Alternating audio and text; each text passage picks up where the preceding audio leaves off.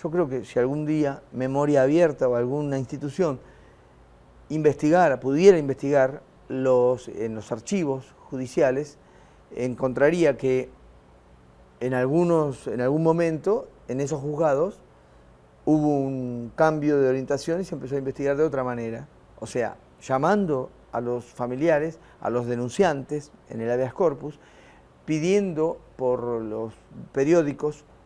datos de testigos que pudieran haber observado la privación ilegal de libertad de esas personas, y a partir de entonces,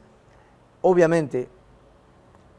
no recuerdo un caso en el cual hayan venido testigos, pero sí de familiares que venían a aportarnos el nombre de testigos, a los cuales llamábamos. Otra vía era citar a los propios policías o militares que decían haber encontrado en un baldío, en un terreno, a un señor que tenía 25 tiros con un disparo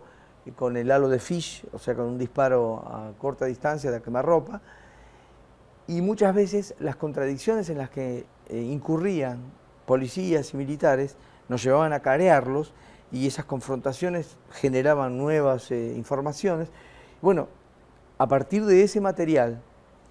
elaborado en juzgados ordinarios, que trabajábamos sobre la ficción útil o coyunturalmente de que eran bandas armadas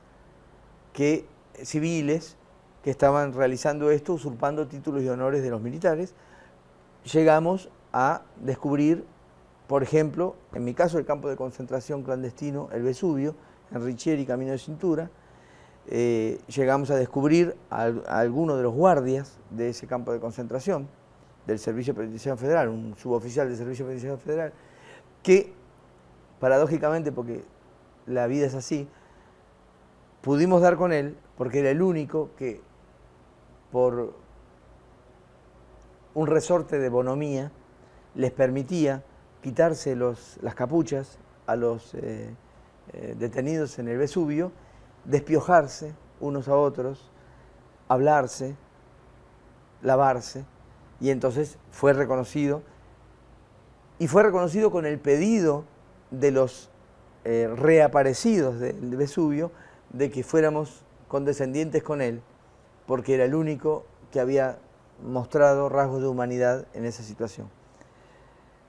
Claro que todo esto, este material, sirvió para el juicio a las juntas. Durante 3 jornadas a las cuales asistí con mi ex juez, se murió, Carlos Oliveri,